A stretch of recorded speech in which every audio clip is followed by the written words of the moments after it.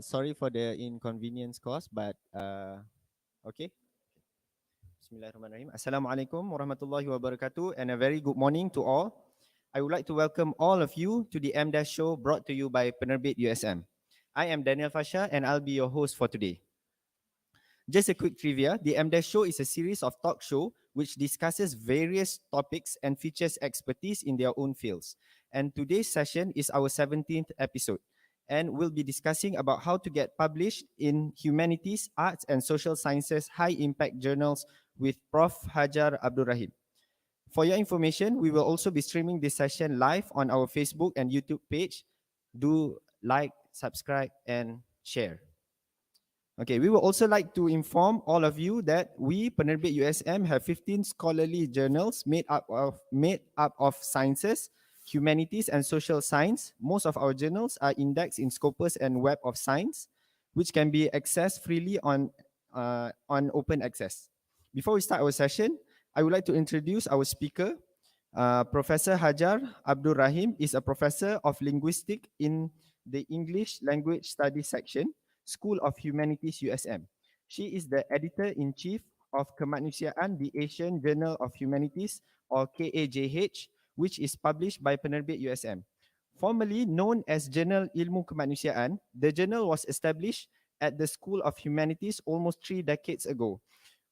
When she took over as editor-in-chief of the journal in 2007, Professor Hajar mooted the change to name of the journal and with the assistance of Penerbit USM, restructured it to reach global audience and authors. We are proud to announce that KEMANUSIAAN, the Asian Journal of Humanities, is currently indexed in several databases including Scopus, Top Quartile Q1 in the Literature and Literary Theory. Without further ado, I would like to invite our speaker to share us her knowledge. Let's give our full focus to our speaker and hope to benefit from this session.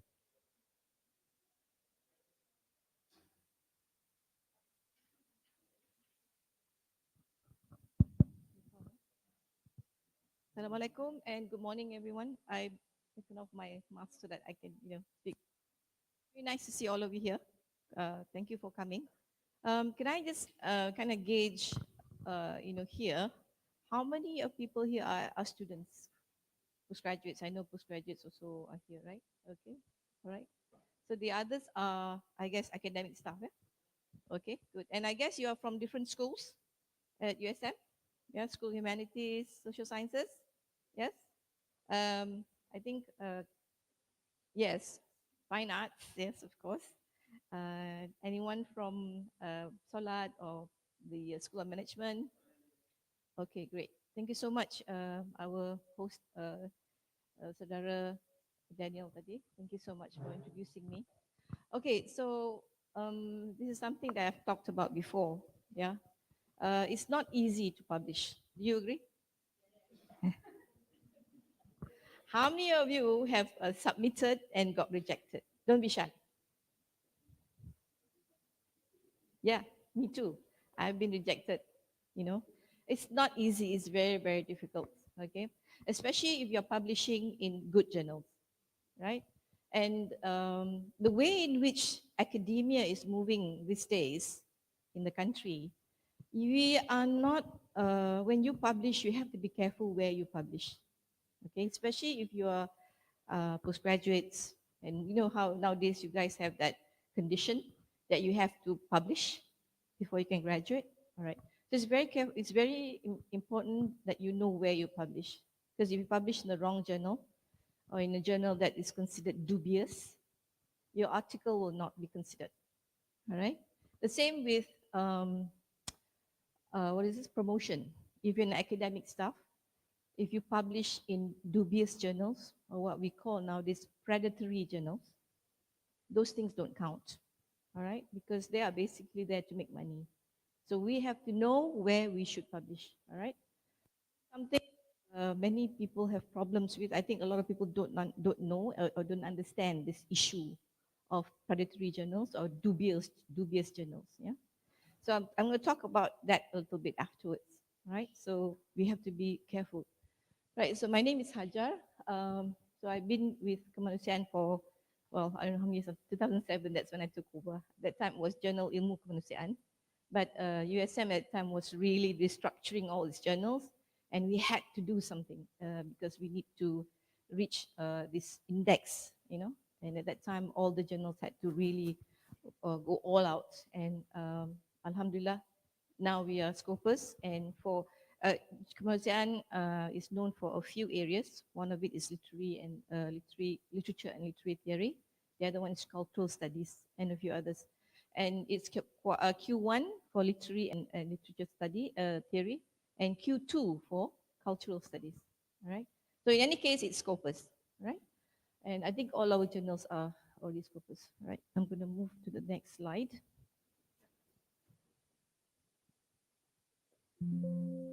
Did I press the right thing?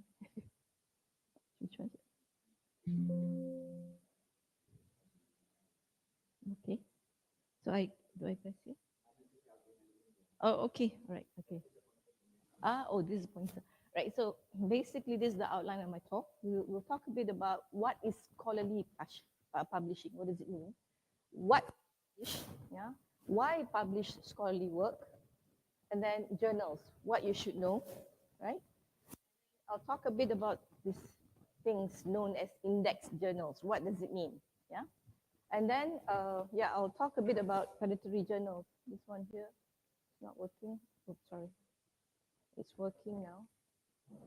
Okay, how to go back now? It went. Sorry. And then we'll talk about choosing the right journal. I'll go into this a little bit. Yeah, writing tips and also talking points. Talking points are basically issues that you guys have, I have as an author, right? And I'll share some experiences as an editor of a journal, right? Okay, so we'll talk about what is scholarly publishing first.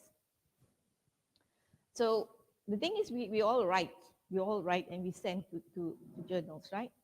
But if you want to talk scholarly, you want to talk about scholarly publishing, this is it, right? First, it's creating and evaluating scholarly content, yeah? Disseminating it to scholarly community, and preserving it for future use. Number two, one of the fundamental purposes of the system of scholarly publishing is to facilitate inquiry and the creation of new knowledge. So this is something that we all should always remember when we write and when we submit. What is new in our writing? How are we contributing to knowledge? What part of knowledge are we contributing? And we have to make sure that we're doing that. At the beginning of our paper, we have to make clear what it is that we want to do. At the end, you should basically emphasize what and how you have contributed. There's nothing new. Nobody wants your paper. Okay? The majority of scholars pursue their research and disseminate the results with little or no expectation of direct financial reward. Now, this is true because the saying, rich academics, you know, that phrase is an oxymoron. We're not rich. We don't become rich by writing and publishing, although sometimes it kills us to write and publish. But this is just our job, our profession. We are supposed to be here to create and disseminate knowledge. So basically, when we write and publish, we don't expect any kind of financial reward. It's basically what? Academic scholarship. That's what we get. Okay? Okay, it's not moving now. It's not moving.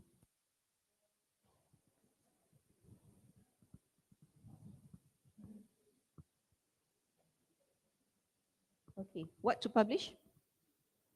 I mean, depends on the area, right? The sciences, they are slightly different. Okay, they have other things that they do.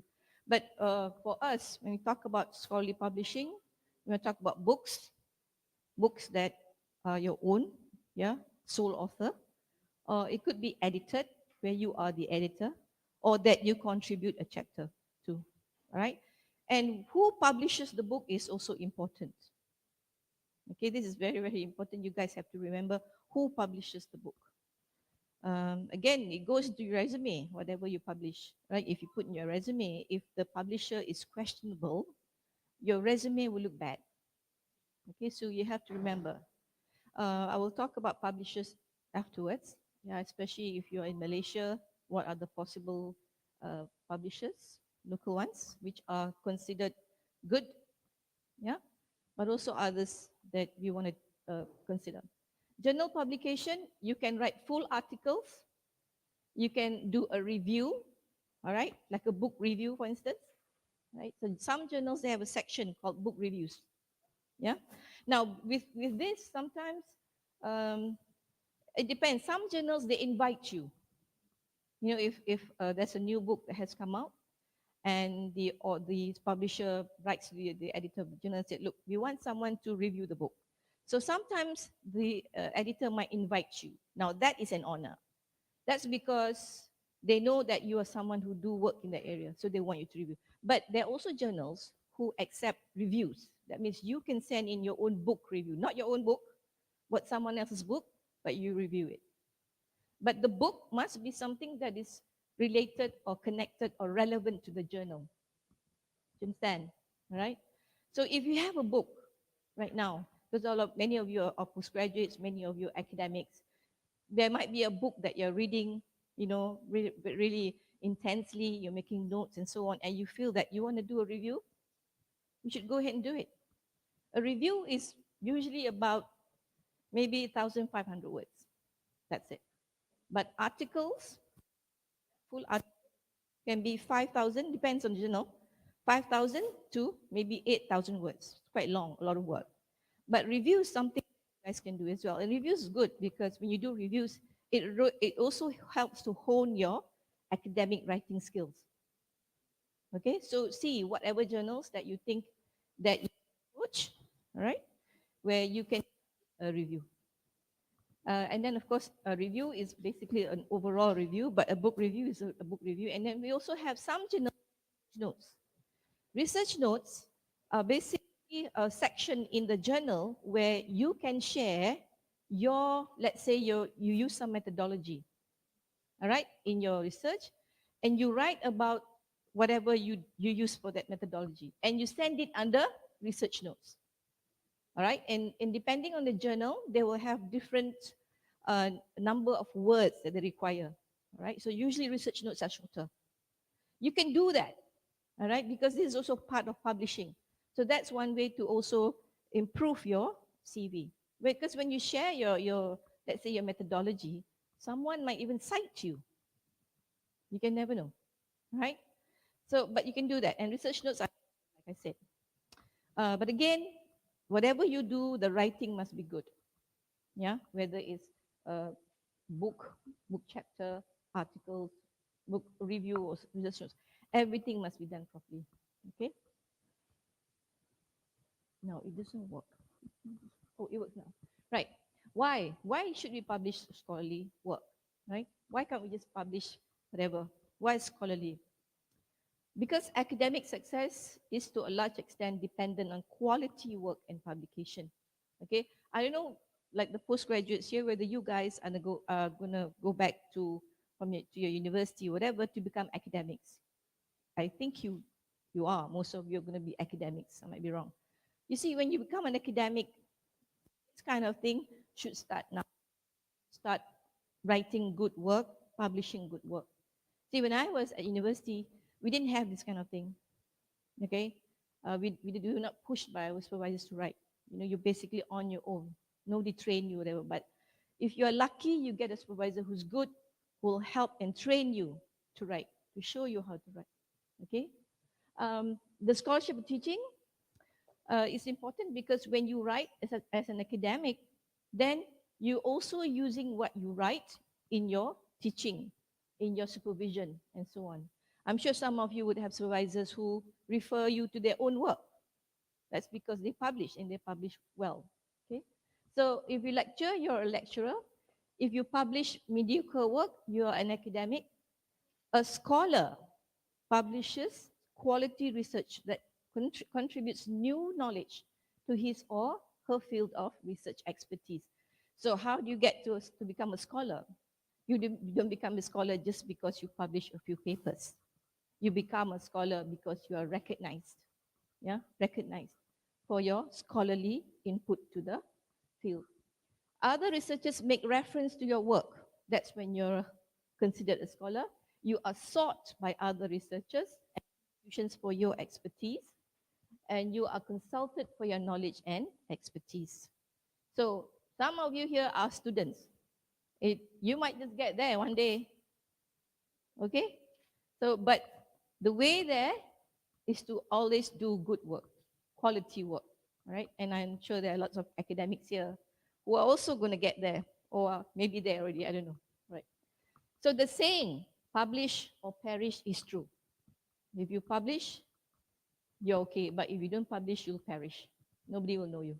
Nobody knows your work, right? Okay, are you right so far, you guys? Okay, so journals, what you should know. So what's available? We have index journals. All of you have heard about this, right? Index journals. Non-indexed peer review journals. That means they are peer reviewed. The journal editor would send out your paper for review, but the journal itself is not indexed in any of the databases. And the other one is predatory journals. Okay, this is what you want to avoid. Yeah. Nowadays, there are thousands of journals out there. And I'm sure all of you will get an email from someone and say, hey, submit your paper to us. Yeah. I get that every day. I just delete them. Because good journals don't really write to you and ask you to submit to them. Unless it's a call, call for, a special issue or something like that. And they know that you are someone who does work in the area, and they might write to you and say, would you like to contribute to this special issue? But the journal, again, you have to see, right? So let's get nearer. Okay, so why do we have to publish in index journals? We can publish in journals which are not indexed, but they are peer reviewed, right? Proper journals, because there are journals which are not in Scopus or Web of Science, but they are good journals. Yeah, they're good journals in your area. They are peer reviewed. That means the work is done by the journal. When a submission comes in, it goes through all the processes before a paper is accepted and published, right? But why do we have to publish in index journals? Because because of the higher scientific value of these journals. Scientific here basically means that when they calculate the citations, yeah, a journal has very high citation value and therefore impact factor and things like that. Index in this one, I know Web of Science, yeah, it used to be called ISI, but now it's called Web of Science. Scopus, now ERA. ERA, at one point, it was considered. I don't know about now. You guys need to check, right? Especially academics. When you want to publish your paper, be careful. Because at one time, ERA was considered a database by USM, but now I'm not sure. All right, so you guys need to check. The same for the students. I know students who are doing their PhD or whatever now, the condition that's given to you, did they say Web of Science or Scopus? What about ERA? ERA is okay? Okay, ERA is okay for now. Right, so that's fine then. Journals recognized as an authoritative wellspring of scientific information, increase visibility, readership, and availability. Nowadays, most journals have their papers online, right? It's very accessible these days. But many journals, you have to pay, right? Or if if USM subscribes, then you might get the paper. Some journals are not open access. So like KEMANUSIAAN is open access. That means anyone can actually get to the paper. Some journals are not. But most journals are accessible online. And validation of the quality indication that a journal publishes high quality research articles. Basically, Scopus or Web of Science index journals, they are considered good because they are known to publish good papers. So when you publish in a journal like that, as soon as someone sees the name of the journal, they know that your work is good. Yeah, there's no people don't kind of question. Yeah, it's always like that when people look at your resume. So you can go to this website, yeah, to know more about uh, what is known as index journals.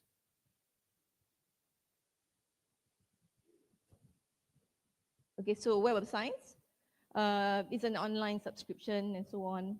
So before it was called ISI, and now it's taken over by Clarivate Analytics, yeah, and so on. So Web of Science has 12,000 journals. That's a lot, yeah. Um, and across 234 disciplines and 80 countries. I know people say, why it's so difficult to publish in WOS journals. But actually, there are journals. I mean, yeah, they have quartile 1, 2, 3, and 4, right? You know, you shouldn't worry so much. Just try and send, but you must make sure your paper is good, right? And don't feel kind of worried about, oh, my work is not good enough. Just make sure your paper is well written. You have something new to contribute to the field, all right, and submit. But make sure you submit to the right journal. Okay, choosing the right journal is very, very important. Because if you send to the wrong journal, it gets rejected immediately. Right? I'll talk about scope in a bit. Okay, so this is Clarivate, and they have a database of journals. Yeah, if you go to Clarivate Analytics, you can look at all the journals that are in their database. Right? So you can choose. So your area, for instance, you can look at all the journals. So sometimes we don't know the names of all journals, right? But you can actually go there. Now, Web of Science has various collections, what they call core collections, right? So one is this one, Arts and Humanities Citation, is called AHCI. This one is SCIE. This is SSCI, and this is ESCI. This is the latest one, right? But this is the one that we can submit to, and also social sciences, right? So those that are indexed here and there, well, I don't know, you may write a paper that might fit here. I don't know. Yeah, social sciences people, sometimes you collaborate with others, yeah, which is a bit more scientific, you can submit there as well. So emerging sources is a new collection, right? I'll go into that in a minute.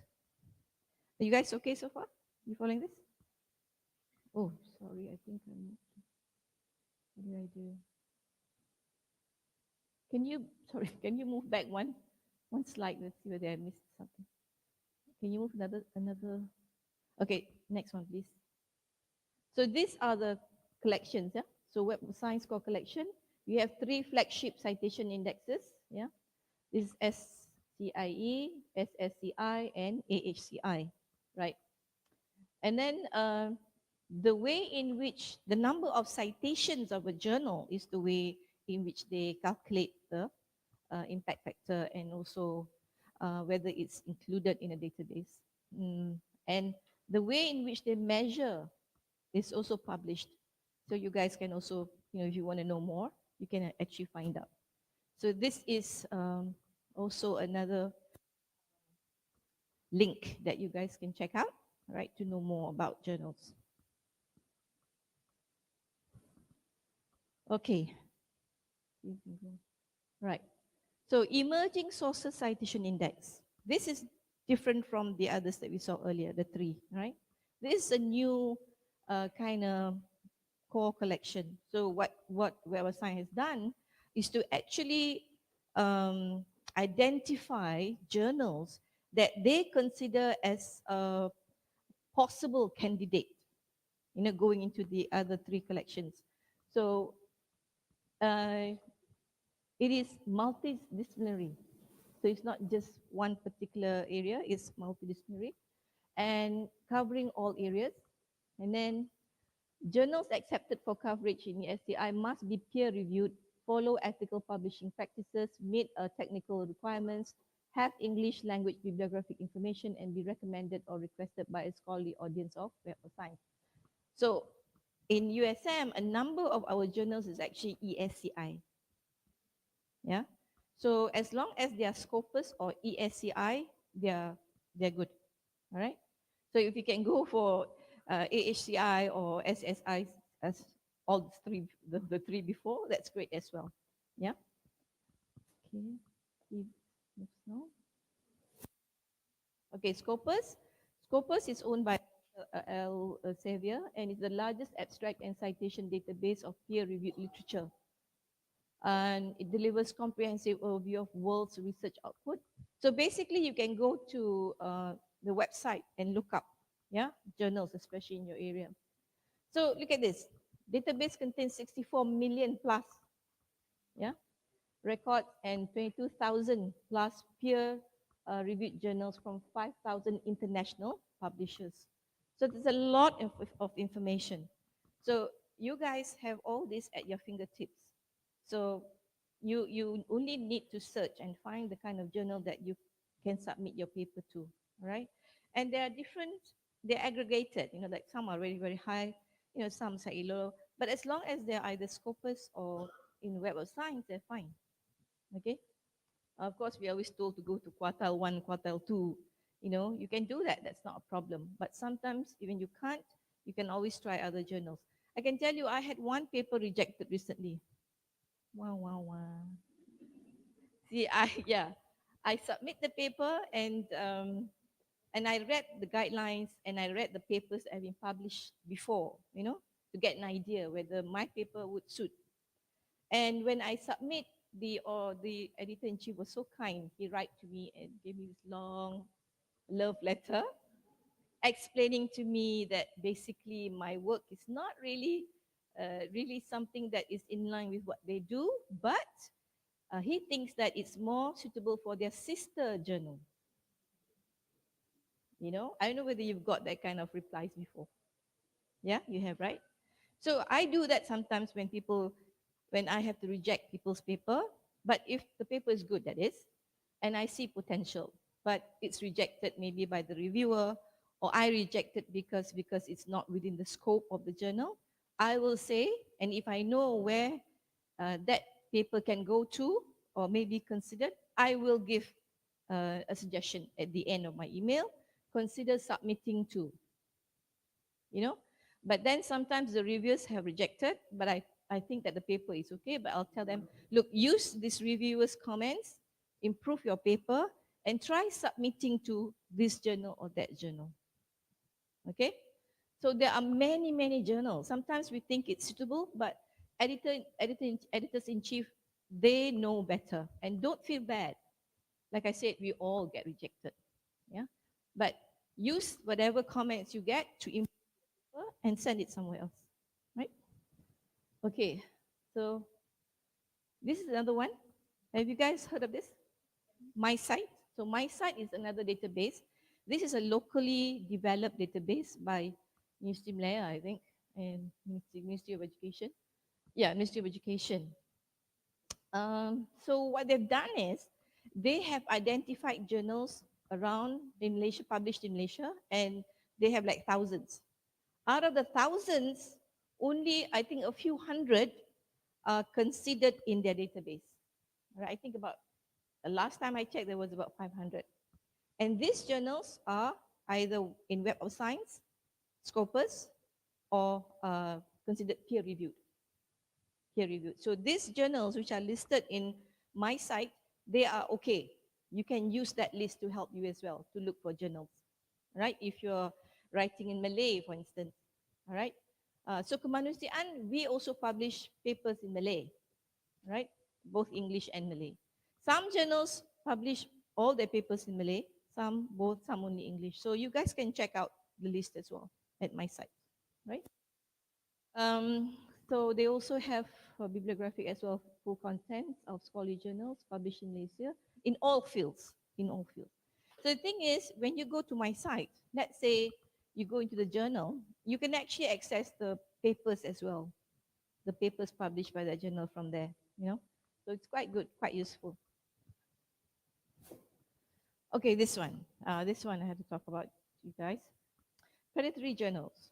They are called predatory because basically they go after you. They come after you. And then they want you to publish, and you send them the paper this week, next week it's published.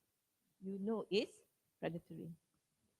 No good journal would ever publish your paper after 1 week or 2 weeks of submission. It's impossible, you know. They don't go through the process of reviewing. Basically, they only want your money because you have to pay, right? Not. So be careful, yeah. So there's a list of potential, possible, or probable predatory journal or scholarly open access publishers, and this is where you can find them. It's called Bill's List. If you Google Bill's List, yeah, here, you'll find the list of journals. There are thousands that have been listed in that database as considered as predatory. And if you publish in these journals, as far as I know, if you're an academic for promotion, it's not considered. These papers are not considered. They'll be struck out. And for students, if I'm not mistaken, correct me if I'm wrong, your paper will not be considered for graduation, if I'm not mistaken. So just be careful. Yeah. So they usually not have you, and authors need to pay the open access fee to be published, right? So just be careful. There's a list. Besides journals, they also have a list of publishers. All right. So sometimes you see the journal, you think that it's okay, but then you find that the publisher is in their list. So they also have a list of publishers that are considered dubious or predatory. Right? So just be careful. There are thousands of journals that you can send your paper to. So just be careful not to get hooked into all this. Yeah.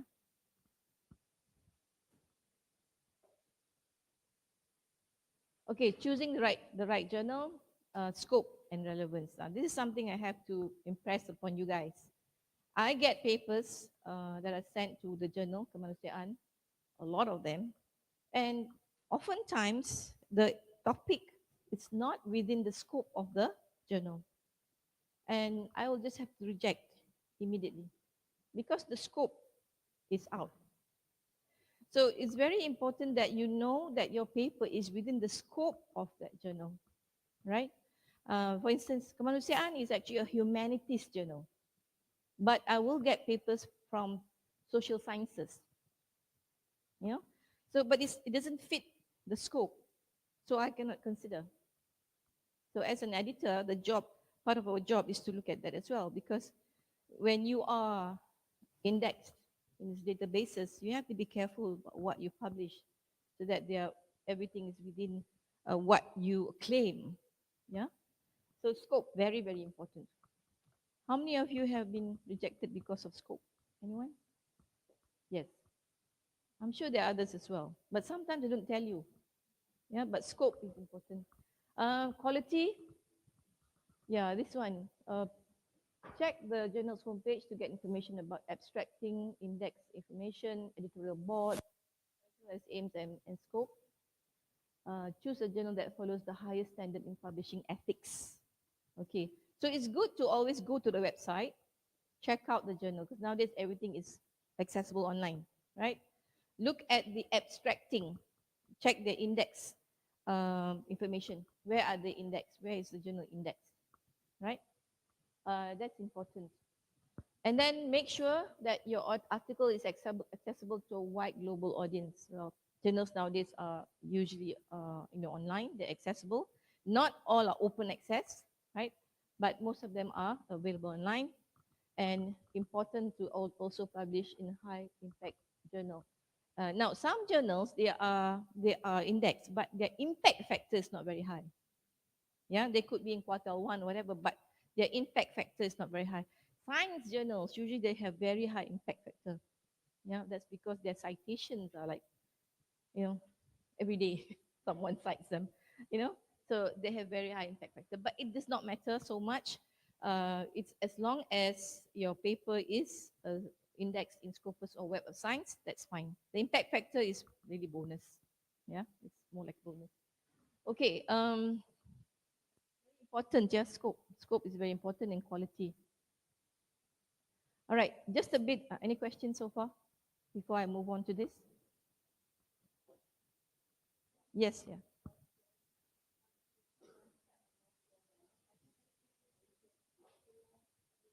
My what? My journal. Okay. They are the same?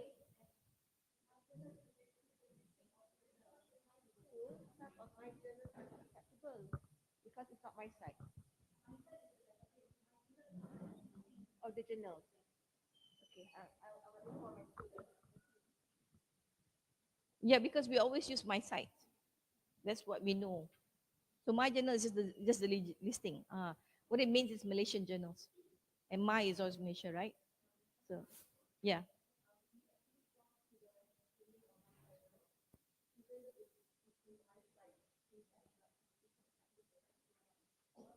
Well, if my journal is within the my sites database, then it should be okay. You just tell them that it's in my site. It's in the my site database. Yeah. But you see, my site journals, they're different kinds. Like I said, like our journals are all in my site. Okay, because we are Scopus or in WS, so they put us in their database. But my site also have journals which are not indexed, but they are in my site because they are peer reviewed.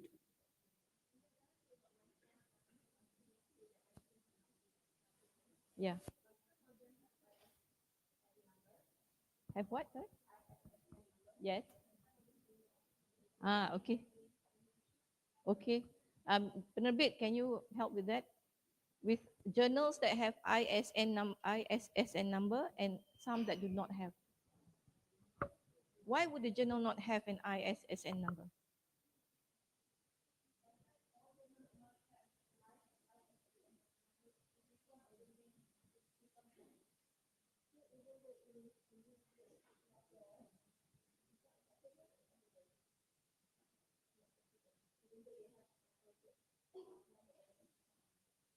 Yeah. I think all journals should have ISSN number. Compulsory. Just like books, they have another code. And books that are published by proper publishers. Yeah. Okay. Yes. Sila, sir. Yes.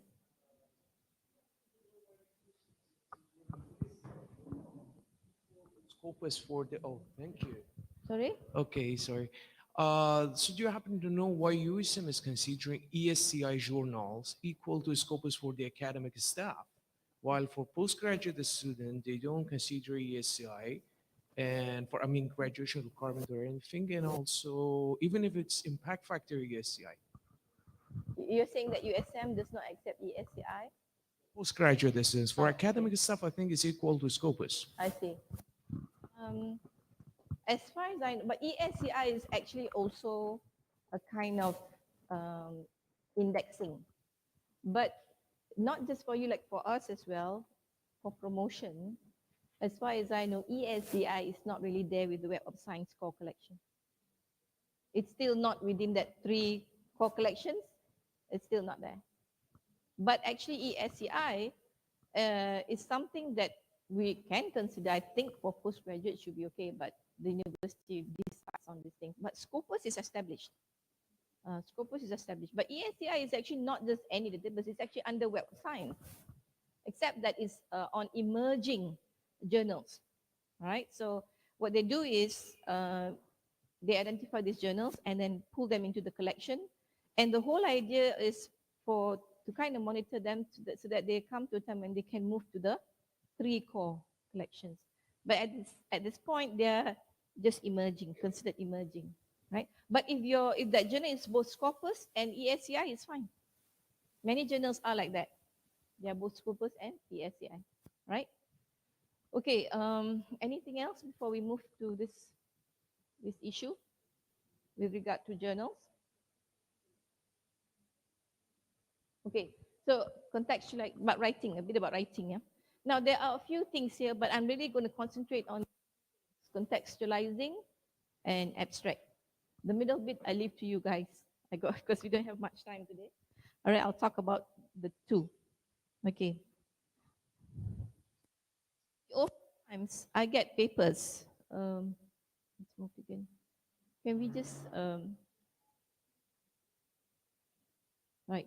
Oftentimes I get papers that when you send in articles or manuscripts for consideration by a journal, normally there's something that you wanna say, yeah, something that you're addressing, something new, novel, something different, yeah, that no one has actually addressed.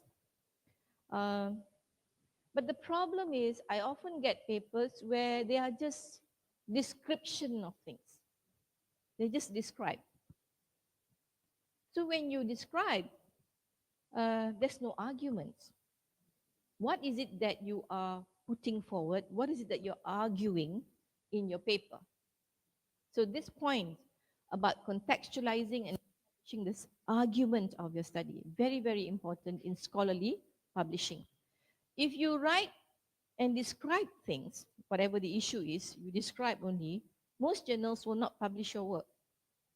If I'm not sure about certain, but I know good journals do not publish descriptive work.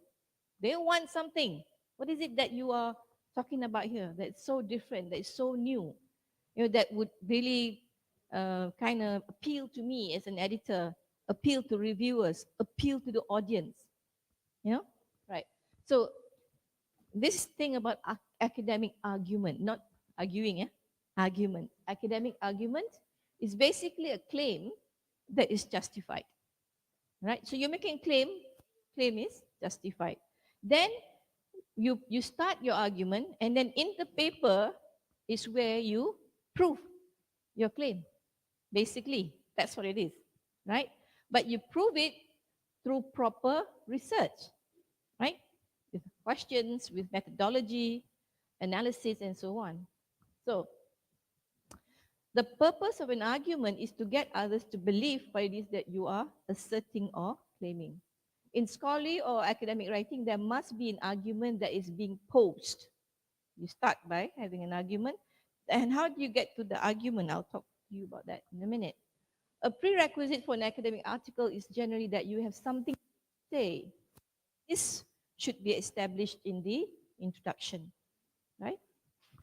So you can think about the introduction as 3 parts, 3 moves, not abstract introduction, your introduction. Basically, the first part, you kind of explain what your research topic is and so on, And then identify a niche. That is, what is the issue within that research topic that demands attention or demands work or demands research? And then you occupy that niche. Basically, we talk about research gap. This is it. What is the research gap? Then you have to occupy, you have to fill that research gap. Show how you are going to address this issue. This is from Seoul, 2007. I have the reference at the end. You guys can read some more afterwards, right? The problem with many papers that are rejected is because there's nothing that they are arguing. Usually it's just something that people know about already or very, very descriptive. Yeah, there's no argument. So there's no edge. There's no edge to that paper. Nothing critical. So most papers are rejected because there's nothing new. The discussion is not critical. Yeah. And there's no contribution. So you need to make sure that you have all this when you submit. So this point, this point. If you are just describing something, listing certain items, or explaining how something works, or just identifying key points or factors, there is no argument. Okay, so an argument would be going beyond all this. After you, let's say, describe or after you explain, what is it that you are trying to connect to? Some social concern, some theory, all right? Is there a gap? Yeah. Is there a particular, a new social concern? But something that you would have brought up at the very beginning. Okay? This is just like doing your thesis, PhD. We need to have research gap. We need to have a methodology to address that gap, and we need to have contribution, right? The same idea, except that it's in a paper and it's written in a more concise manner. Okay? So contextualizing and establishing the argument of the study is very, very important, and you need to make this clear in your introduction. Okay, now it's gone. How to go back? Okay, here we go. So how do you identify the niche? All right. So having established the field, identify a niche of your own. How do you do that? By arguing that the previous research is wrong. I don't know how many of us are brave enough to do that. You know, I think maybe the scientists, they can do that because they do experiments and say, what they found was wrong. You know, or maybe we can do that as well. All right. Based on your readings, you know, your own review of whatever, and then you say this person is claiming, but this is wrong. So therefore, I'm going to go on and do this research. Indicating a gap in previous research means there have been many studies in the past, but there's something that people have not addressed. So you are doing it because this is something new that you want to do. What is the gap? The gap could be the theoretical framework that you're using. The issue may be the same, but the theoretical framework or the approach in which you're taking is different, which you say might lead to other findings. Or it could be the methodology that you're using, which is different. Okay, so novelty of a study could be anything. It could be a theory, it could be a methodology, it could be an issue that is that you are looking at. This is an issue that everyone looks at, but you are looking at from different perspective. You know, so that would be the novelty. You must always have some novelty in your work. This applies to any research we do, of course, with PhD or masters as well, right? Okay, raising a question about previous research without arguing that is completely wrong.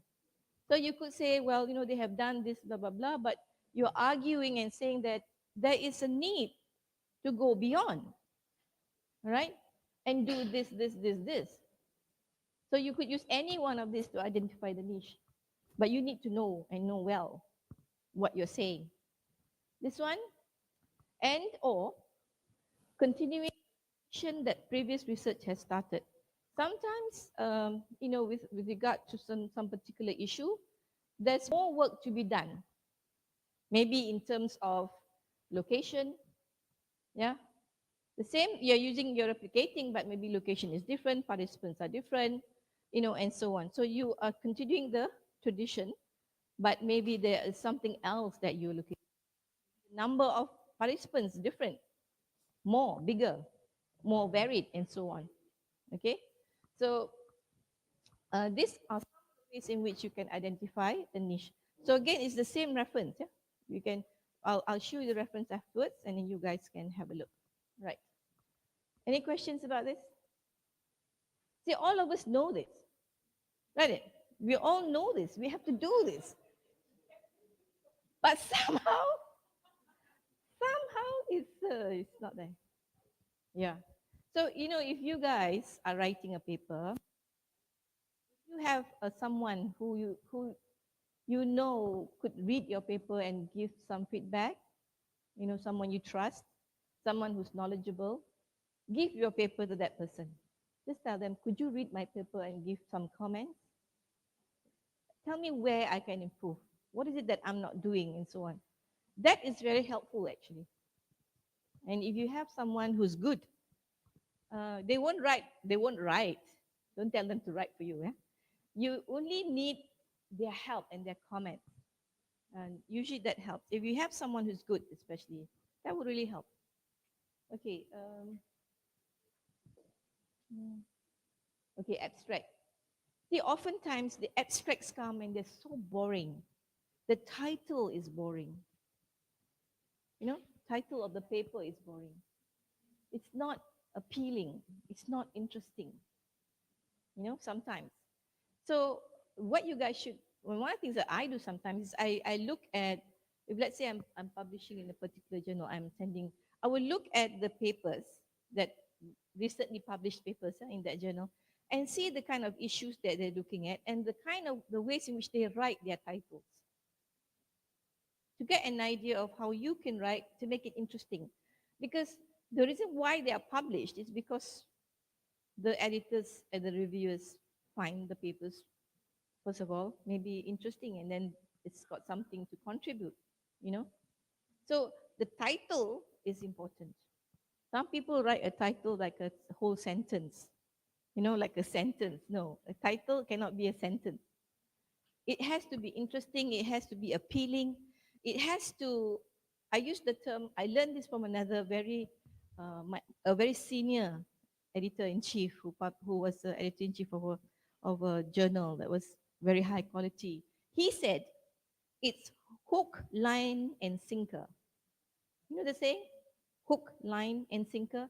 Basically, when the paper comes in, the editor-in-chief looks at your title, he or she is hooked by your title. And then they go through your abstract, and then you align. And then when they send out to the reviewers, then you can think about it in terms of it's something that has potential because it has gone out to reviewers. When a paper is sent out to reviewers, it's good. That means that the editor feels that your paper is worth considering. But of course, what comes back by the reviewers is another story. But at least it would have gone out to reviewers. Okay, so good journals, they are so particular about sending out their papers. They really look at the papers before they send out. If they don't think there's anything there, they won't. They will just reject at the editor's desk before going to the reviewers, right? So think about this. You want to hook the editor with your title, yeah? And then you got the line with the abstract. And then when it's sent out, it's sinker. It's not published yet, but at least it has gone out.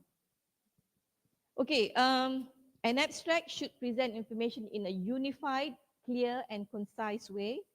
Identifies keywords that will make it easier for search engines to find the essay. And makes first but lasting impression. An ineffective abstract would jeopardize your chances of getting your paper published. Not even published, would jeopardize it even being sent out to the reviewers. Okay? And it should provide a bird's eye view of the paper. And the writing has to be concise. Concise, but informative. Yeah?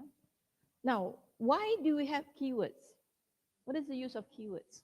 Why do journals always ask for keywords?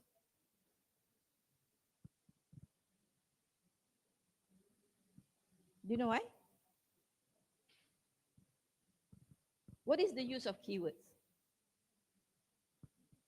So that if your paper is published, let's say your area is public health. Your area is public health, your paper is about public health, right? It could be something about depression, let's say, right? Public health, depression. It could be a social science paper. It could be a linguistic paper, right? Now, if I were doing a paper like that, right, the first thing I would put, because let's say I'm looking at depression. Yes, that should be the first word in your list of keywords. Let's say you're looking and you think that this is something that is relevant to public health. And the next one, keyword, if you're doing a linguistic analysis, then you put in the whatever, the theory or the analysis that you use or the elements. So choosing the right keywords is very, very important because your paper might be read by people because, so let's say you publish a paper, you are social sciences, let's say, you publish a paper and you have public health, let's say you have mental health, depression, these two words.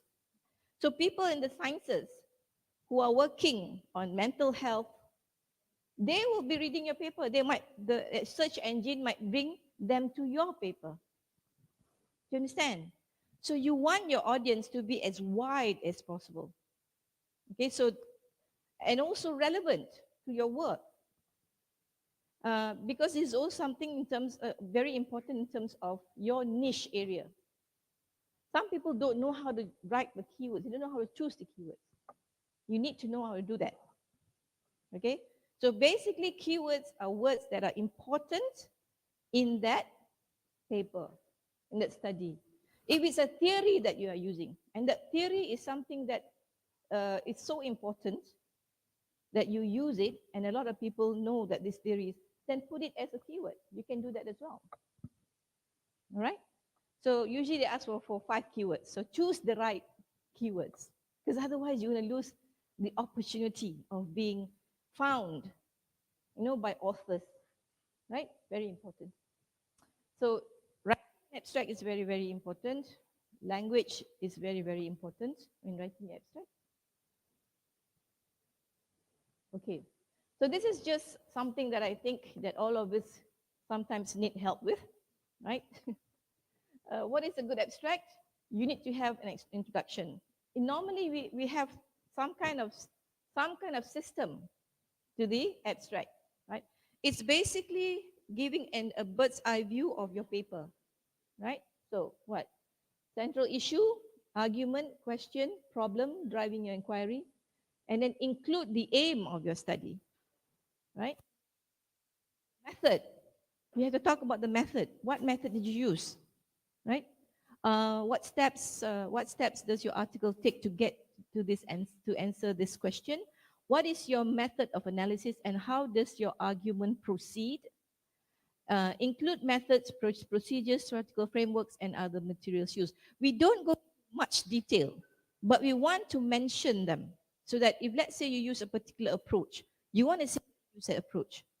Or if you say this study is informed by a particular theory, put that in, right? Because if you have that in your keyword, then you want to mention it, right? And why that framework.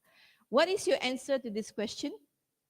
Basically, in 1 or 2 lines, what do the results show, right? You don't go into details, but and include key findings and specific comments relating to the finding.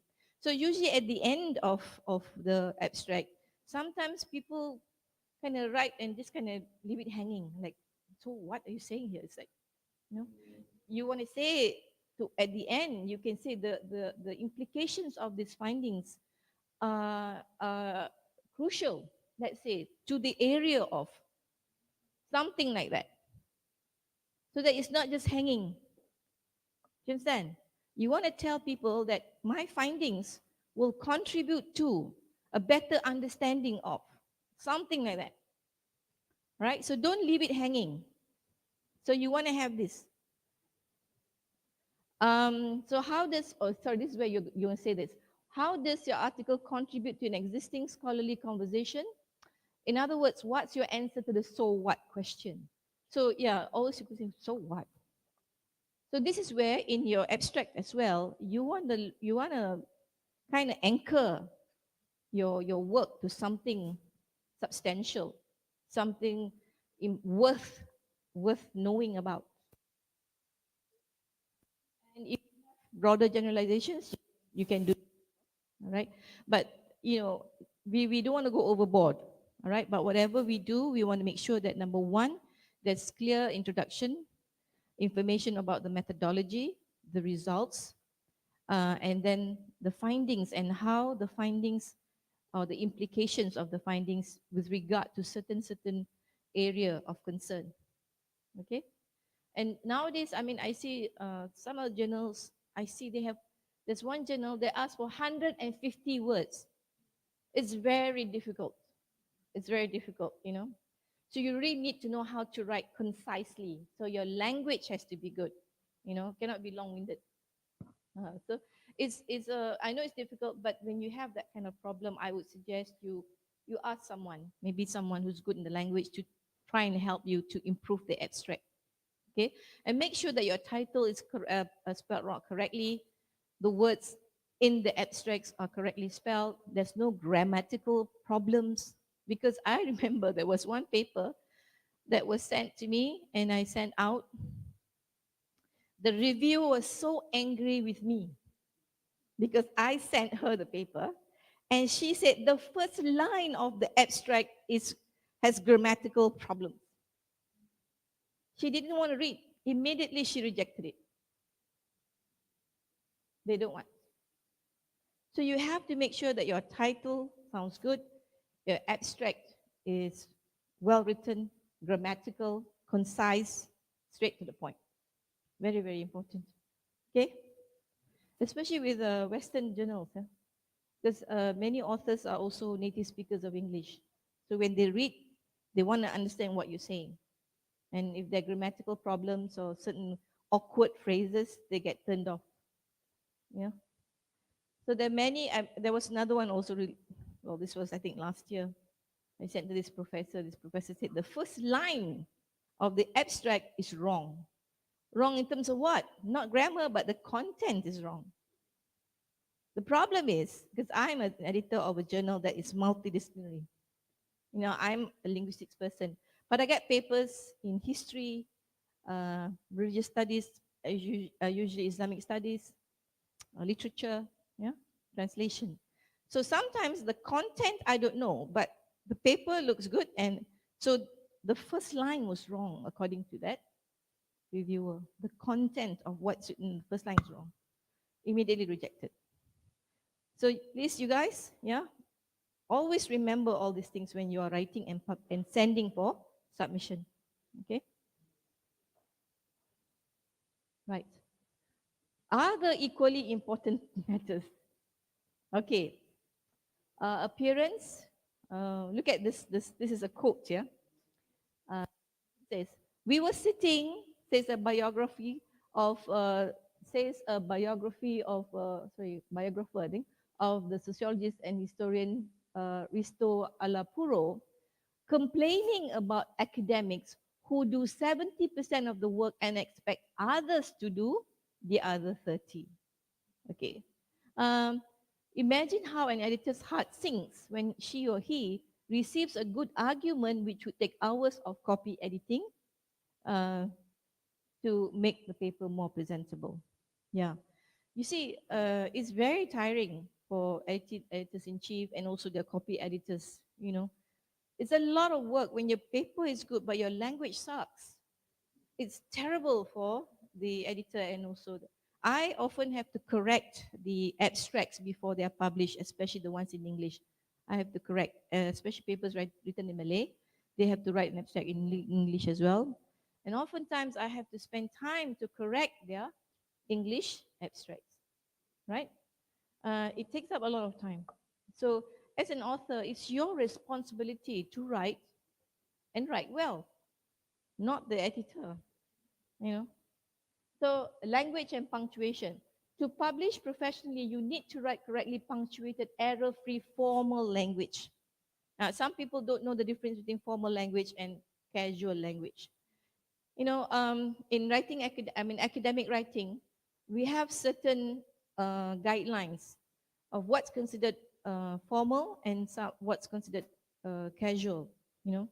So there are certain phrases that we use in our everyday language, maybe when we as well, that would not be suitable in academic writing, you know. So you need to know all these things. You look at your area and how people write when they publish, see how they write. One of the things that I did when I was learning all this, when I was a student, I would read something and I find that phrasing is very nice. I like that phrasing. I think, wow, sounds good. So I would have a notebook where I would put a list of phrases so that I know them, I can see them.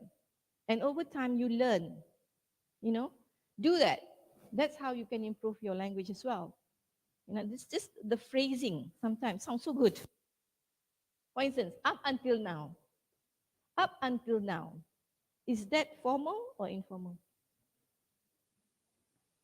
Up until now. It's very informal. What would you say in place of up until now? No? Up until now. That means you're talking about a time frame. To date. To date. T-O-D-A-T-E. That's what we normally use. To date, not up until now. So these are the things that you guys need to know. These are just phrasing that will make a big difference to your writing. So whenever you read something, Don't just read it for content. Read it for language as well. You know, I did that. Even when I was already a lecturer, I was doing that. When I read something good, I like it so much. I find the writing really good. I would learn, you know. I would have a notebook. That's how, I mean, we are actually what? Students, aren't we? All the time, we are students. Even now, I'm a student. Although I'm a student because I'm still learning a lot of things as well. So just do that, right? That's how you can improve. And especially papers which are written by native speakers, see how they write. You know, papers published in good journals. Right. So this one, to sort this out sooner rather than later. It is advisable that non-native speakers get their work checked, by a native speaker who understands academic style of language. How many of you have had problems with you sending out papers to be corrected? Yeah, let's say someone says that they are a professional editor, you send your paper to them, and it comes back, they still have problems. Anyone has had that problem so far? No, eh? Okay, that's good.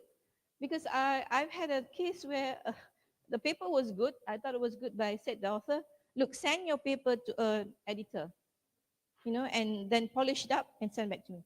And this author sent to so-called professional proofreader, and it came back with more problems. And she paid. I was very, very upset, you know. I was upset for her because she paid a lot of money. So there are a lot of people out there who claim to be editors, proofreaders, but they're not really. So be careful where you send your papers to for proofreading. All right, be careful. And if it's a native speaker, make sure they have academic background, because not everyone understands academic language. Right. Style. Okay, you have to remember you have to follow the journal style. Right, our journal, the copy editor, I pity them sometimes. Authors would send in their papers. The paper is good, so in the end we might accept it, but the paper does not follow the journal's style, house style. It takes ages for the copy editors to go through and check everything. That shouldn't be the case, you know. So make sure that you follow whatever the journal wants. Some journals, if you don't follow their format, they will reject. Before it reaches the editor, the paper will be rejected because you don't follow the style. So you make sure you follow that. Now look at this one. The esteemed history editor of Anglo-Saxon Studies Journal was asked, why are no history articles ever published in your journal? Will you not let people agree with you? And he looked down sadly and wistfully replied, no, I'd publish anything if only the footnotes were formatted correctly. So historians, they use a lot of, yes, and they have particular conventions that they have to follow. And it's very, very tedious. And when they don't do it properly, it's difficult for the editors. So he says, I don't publish because they don't know how to format footnotes. See not? So something as simple as that cause your paper not to be considered, not published, not even considered and sent out. So you must always follow the formatting properly. So please follow in accordance with the target journal style. And structure and signposting, write clearly, complex argument, hard to absorb without being badly expressed. Subheadings. I've had papers where the authors would send one long essay. I mean, we don't do that for papers. You have to have subheadings. Yeah, you have to have signposting. We call them signposting, so that the author or whoever's reading it understand what each section is about, right? So the coherence and the flow of thought is there, right? So please remember that. Any questions about this? So although these things may not look important, they are important. Yeah, language especially, right? And formatting. Okay, let's see. Okay, any questions before I go on to this? All right, I'll talk a bit about these issues, yeah? Issues of submission, revisions, acceptance, and rejections, right? Okay, submission. So basically, nowadays everything is online, right? Yeah, most journals you have submit online. So you have to make sure that you submit everything according to the system, yeah, what the system wants. Some would want a title page separately. One would require you a cover page, a cover letter, yeah. Some would say that you have to have your figures and tables separately in a different file. All these things you have to follow. Whatever the journal has stated, right? You must follow. Now, the process, once you submit, usually it goes to what they call the journal administrator. The journal administrator will check for formats, the formatting issues, right? With regard to number of words. If the journal says minimum 5,000 words, you send in 4,000 words, it will not be accepted. It will be rejected. Number of words, right? Your format, the way in which you submit your different files, all that you must follow. Now, the journal administrator the papers will go into the system, and the first line of what you call filter is the journal administrator. He or she will make sure that all the manuscripts follow the requirements, right? Then if everything is in place, then it will go to the editor's desk, the chief, that is, right? The editor-in-chief will look at the paper, the title, read the abstract, and then see whether sometimes authors are flagged. That means you are someone that has been kind of blacklisted for whatever reason. When you're flagged, then the editor would kind of look back and see what the issue is. If you're not flagged, then it's okay, right? So then they will see the paper, and with our journal, you can actually suggest reviewers. You can suggest reviewers, right?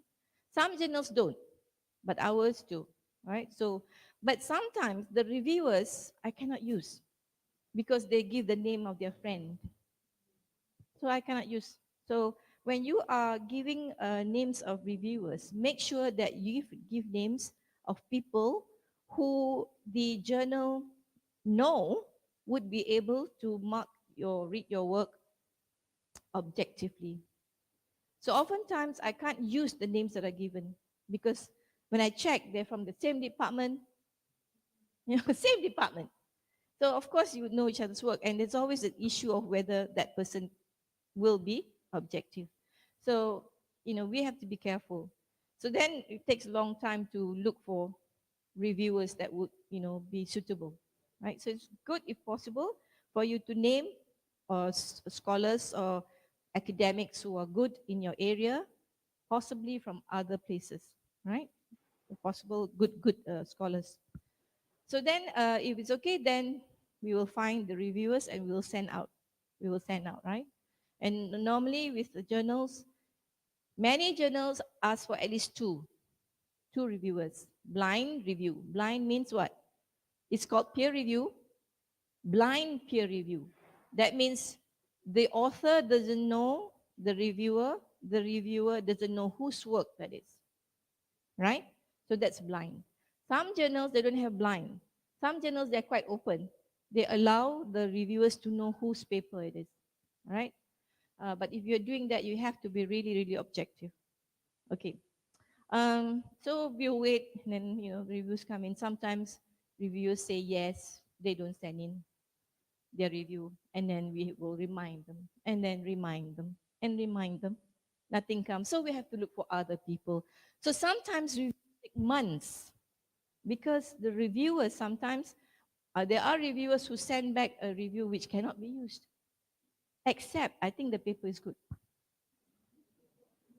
I can't use that. Someone says the paper is good. Why? You must tell me why it's good. I cannot just say, just take it like that. No. Right? So then you cannot use that one. You have to look for someone else. So that's sometimes some reviews take such a long time, and I feel bad for some authors, because reviewers are slow. The process is actually publishing in proper journals take time. Not something that you can do in 1 month, 2 months, 3 months, not even 6 months. You know, it's so difficult.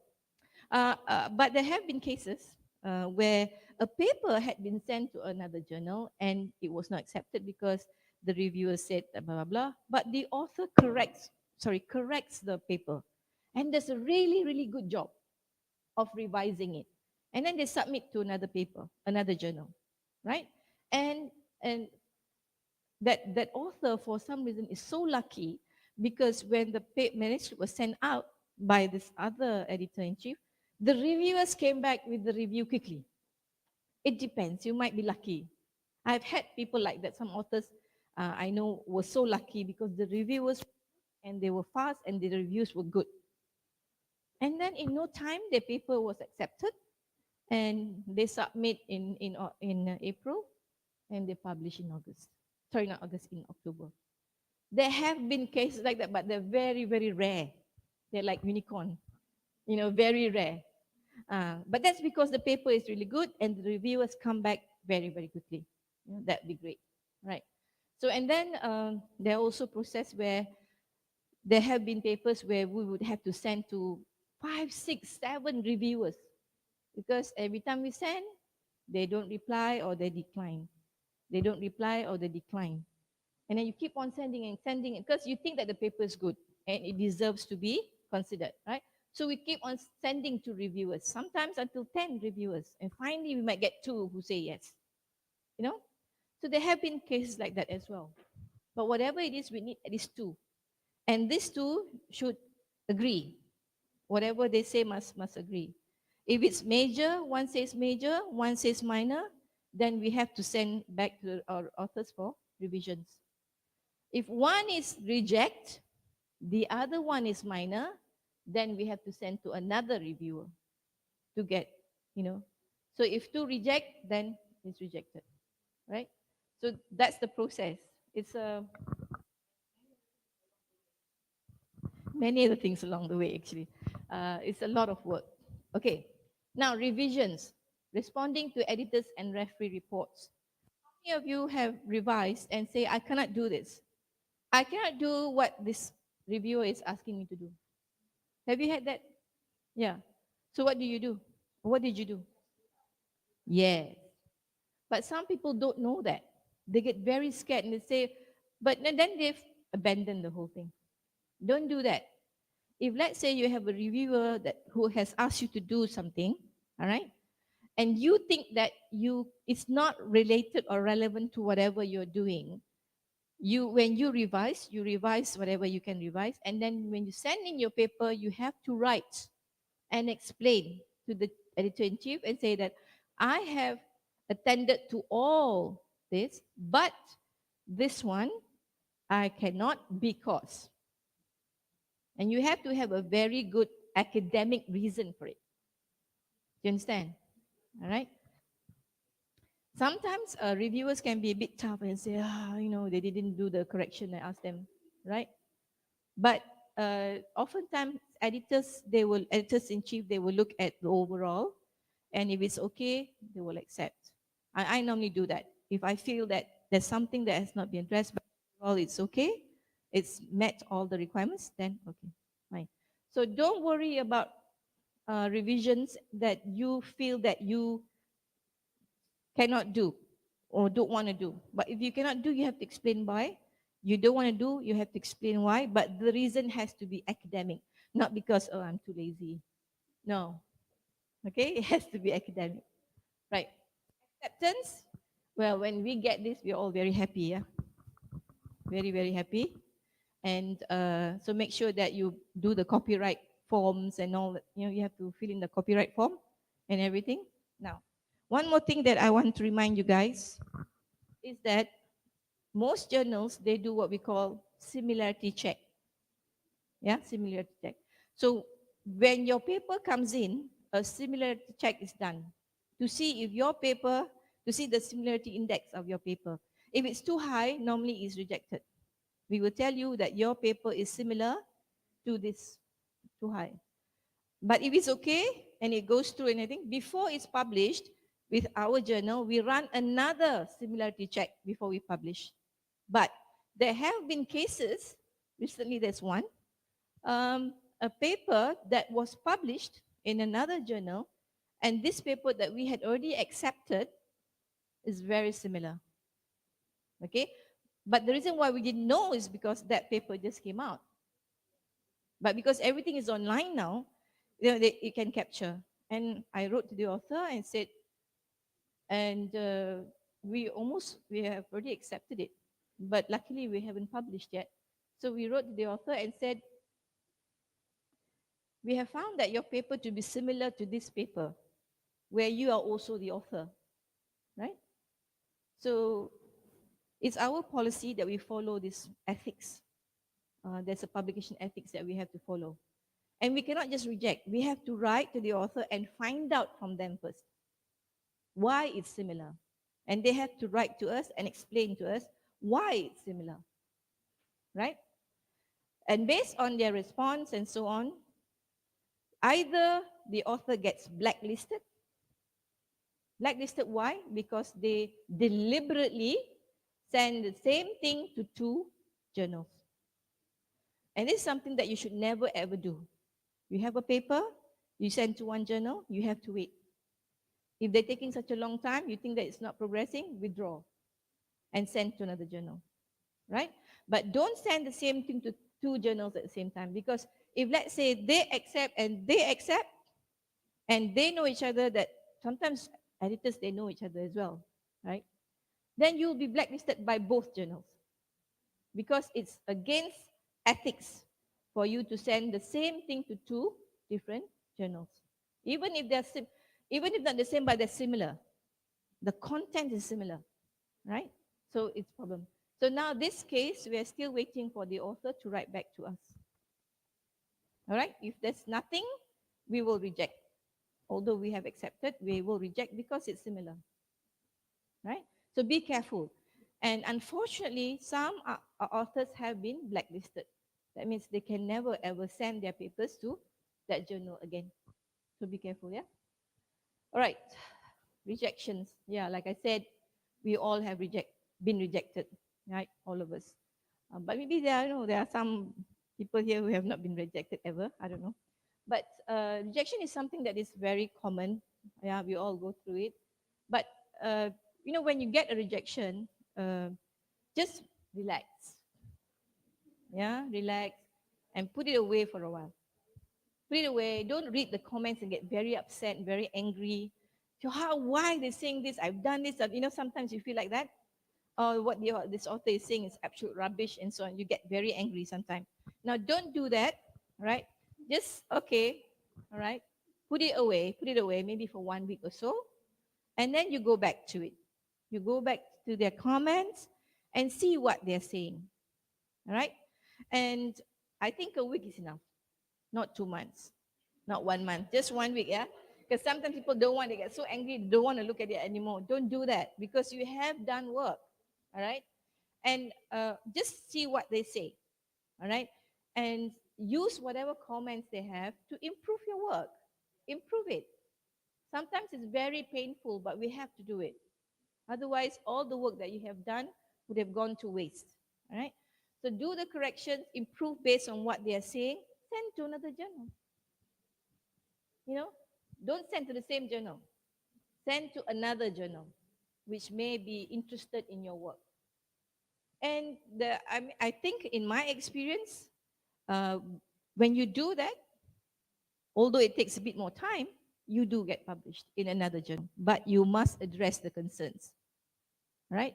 Sometimes the reviewers will bring up issues which are actually quite true. We might not see them, yeah, could be an oversight now on our part, but reviewers might just bring up things that we might have overlooked. And whatever they suggest might just help our writing, okay, for publication elsewhere. I had one paper that was rejected by this good journal. I said, okay, never mind. And I thought it was a good paper, but never mind. So, but we saw the comments. The funny thing was, the reviewers' comments will say, what the reviewers say were basically quite good. There were some things they wanted us to improve, but the journal rejected. So we said, okay, never mind. The journal doesn't want to publish, fine. So what we did was we improved that paper and sent to another good journal. And we were so shocked. The reviewer, the editor-in-chief wrote to us, said, this is a very, very important topic, he said to us. So we are so happy that you wrote to us and we were going to publish it. So it was published in another journal, a good journal, right? So don't be sad when you get comments.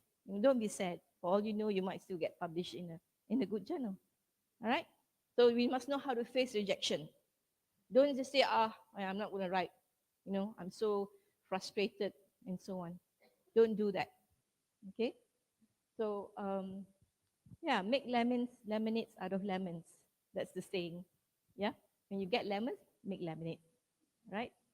Okay, guys, I think it's 11:30, so I just thought that maybe we could have some time for Q&A. If you have anything that you want to ask me or maybe discuss with the others here. I think this, oh, sorry. Can we go back to the references? That's one.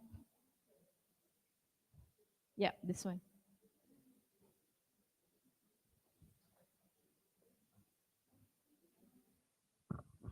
So please be careful with the journals that you choose to send your papers to, yeah?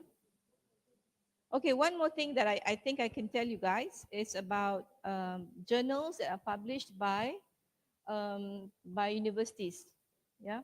Usually, university publications are okay, whether it's local or overseas, if there are university publications, whether they are books, yeah, they are press, like USM Press, for instance, right? Penerbit USM. They publish books and they publish journals as well. They are okay. In the Malaysian context, this publishers are under what is called MAPIM. What is MAPIM again? Majlis Penerbitan Ilmiah. Majlis Ilmiah Malaysia. Malaysian Academic Publication Council. Right? So the journals that are published by, let's say, USM, UKM, UTM, many of them are actually good journals. Right? The same with books. So this publishers are okay. And generally, university press, yeah, university publishers in other countries, they are also okay, usually, right?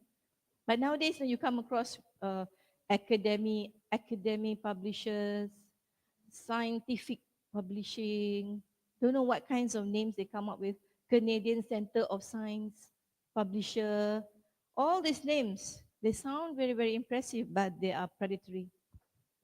So you have to be careful. Yeah. Yeah. Yeah. Yeah, I know. There, see, some journals couldn't be bothered with Scopus and I think WS, because they are good journals. They are established journals. It's okay to send because they are peer reviewed. The problem is this is something that is going all around the world. A lot of academics are not happy with this because there are very, very good journals sometimes in our area. We know they are good, but they're not Scopus or in WS, but they're good. They're established journals. But if they are peer reviewed and you know that they have a very good history of good publishing, then I think it's up to you. You can still publish because basically it's your people in your area who's going to see this. People in your area know. It's people like me who wouldn't know because I'm not in your area. You see my point? But it's okay to do that, but make sure you also have publications in indexed journals. Okay?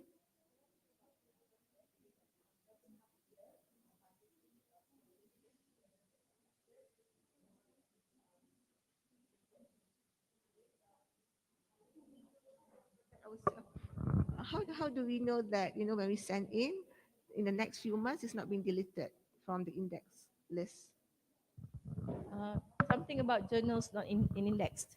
database. Is that what you say? Scopus. Uh-huh. Okay, they have all every 6 months or 4 months they actually send out all the listings. Mm-hmm. But when we send out, it's still in the list. But after a few months, it's being deleted. I We see. can protect ourselves from that. Okay. I think maybe penerbit knows better. She's asking about journals. How do they know what journals would be safe to send to? Because Scopus every few months would drop journals from their list. So to be safe, you know, how would they know? Because we don't know why would they drop the journals though? That one I know very well. Penerbit might know better. Why are journals dropped from their list? Maybe because the journals doesn't meet the subject areas in which the journals are indexed. For example, for the case of kemanusiaan, maybe let's say you are indexed in linguistic studies, but you are not publishing papers in that area. So Scopus will discontinue indexing your journal. I see. I think they also drop sometimes because they don't keep to time. Some journals they don't keep to time. You have to publish on time. If you promise once a year, you must publish once a year on time. If you promise 2 a year, you must publish 2 a year on time. Those reasons can cause the journal to be dropped. Yeah. So just check their publication history. Okay. Yes. Sorry, I think I have an experience that I can explain related to that. So there was a journal which was Q1 in the Scopus, but got out of the list in 2020 and it discontinued. It was not just because the journal had an issue, it was because of the publisher. The journal was Malaysian, but the publisher was from India. So the publisher had some journals which were like sound predatory. So the publisher came to be blacklisted. So Scopus discontinued the publisher and all his journals discontinued in Scopus. I see. So that happened too, and so the journal like refund your open access money and everything like. But the thing is that unless they change the publisher and they confirm to Scopus again, it will take like 2 years to come Yeah. back to the Scopus. Definitely. Yes. Thank you for that. So basically, the journals are Malaysian but published by someone in India. So that is, to me, dubious. You have to be careful. So see who the publishers. Yeah. Yeah. We cannot protect ourselves. We wouldn't know. Yeah. So that's my I don't know about that. I mean, she's asking the same question. Why would, maybe Puan Nur Mahfuza can.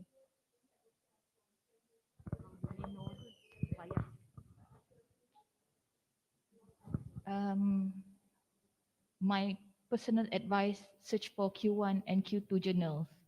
Because if they drop, they will drop to Q3. But then, Scopus doing penilaian berkala for those journals in the databases, there will be interval.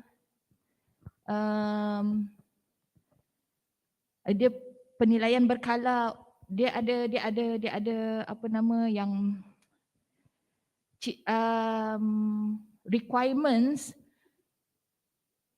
yang bukan sahaja berdasarkan penerbitan tetapi juga yang refer kepada malpractices and everything. So nak kata langkah selamat sebagai author tu kita susah nak advise. Sebab they are doing the things. The thing is, these databases, they monitor the journals. They don't just put them in and that's it. They monitor. So what she's saying is that sometimes there might be malpractices that are going on with that journal that they find out and then it's dropped. But I don't know, I have not had any problems like that. This to me is quite rare. I don't know. I know journals are dropped, but there have to be some major problem for a journal to be dropped, I think. Yeah. So just send to journals which are, you know, a bit more established and, you know, right? What is your area? Governance. Human governance. Yeah, yeah. I see. Interesting. Right. So I'm sure there are lots of journals. Are there lots of journals?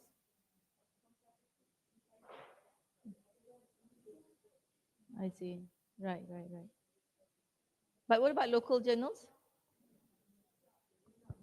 Index. I see. You know, Melisiana? Yeah. Melisiana, they do publish quite, maybe in your areas. Try them. They are in the Web of Science, if I'm not mistaken. Melisiana. Melisiana, right? The one by, what's it called? Science Melisiana. It's called Science Melisiana. Science journal. Yes, yes. So theirs is Web of Science, and I think they publish quite a lot, quite a number of issues every year. Try that. Okay? Any other questions? Yeah, Dr. Rashidi, silakan. Alright. Thank you very much, Prof. Hajar, for a very interesting and informative talk. I just would like to know, this is maybe not really a question related to what you have been addressing today, but I just would like to know why KEMANUSIAAN is not imposing any fees, because I know other publication has done so, Gema Pertanika in our field, for example, even 3L. So why are we not imposing, the fees? Because I think USM penerbit also would like to get some money out of the publication, journal publication. Thanks. Thank you, Dr. Rashidi. That's a very good question.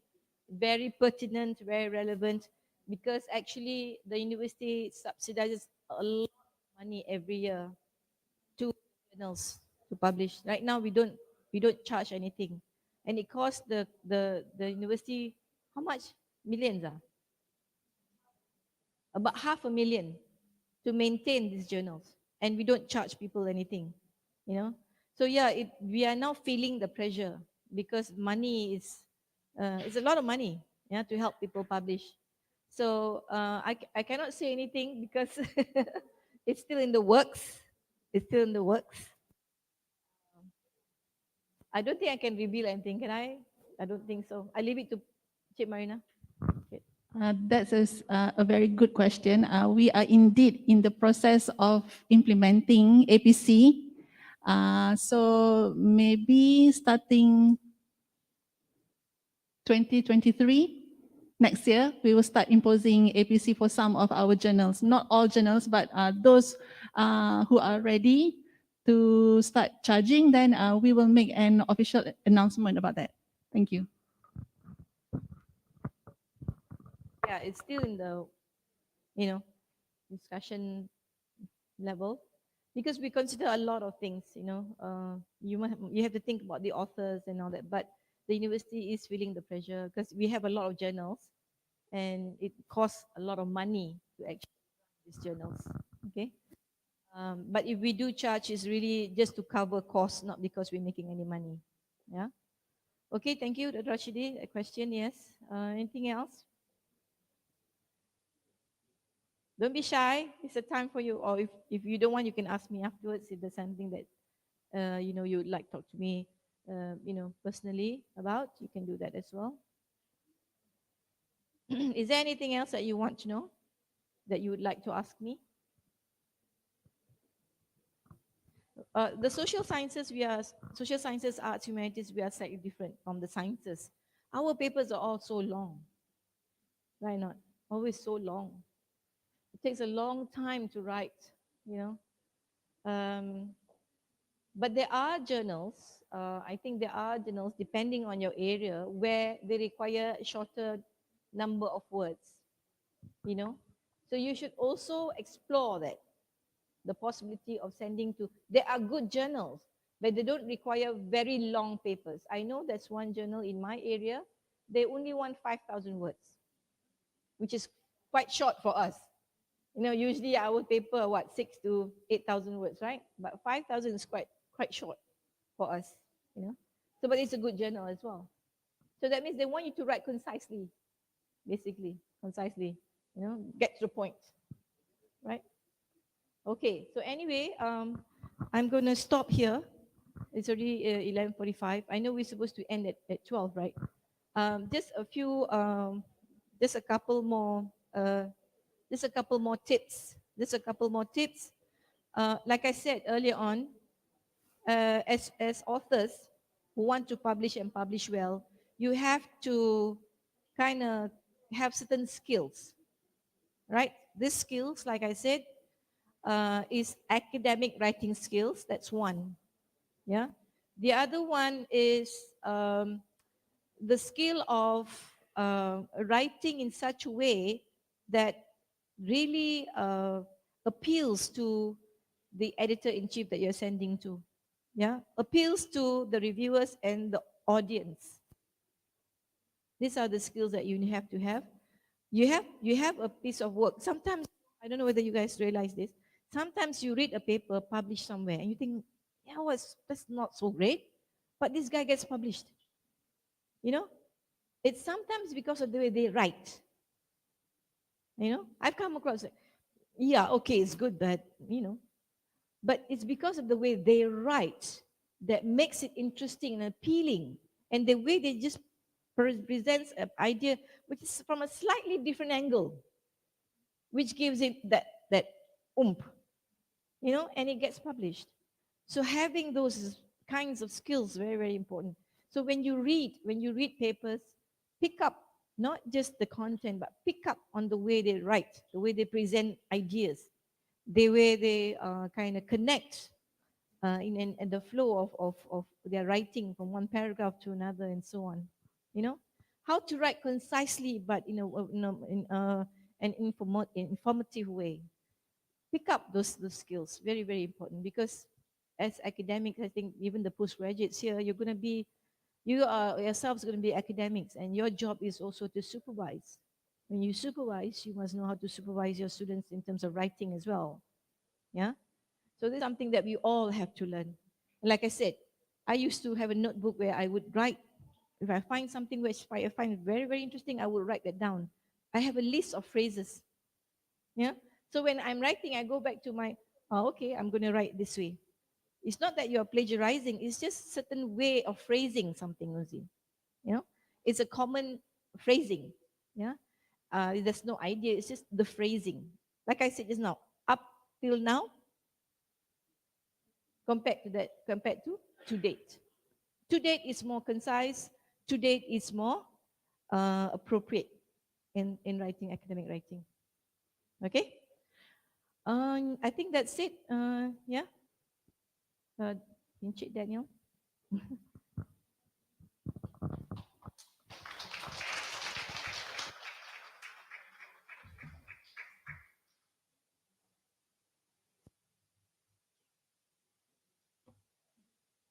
Okay. Thanks, Prof. Hajar, for the valuable sharing session. I hope we all benefited from the wisdom and knowledge shared. As a way to thank you, I would like to invite Cik Marina Azmi, the head of Journal Division in Penerbit USM, to present the token of appreciation to Prof. Hajar.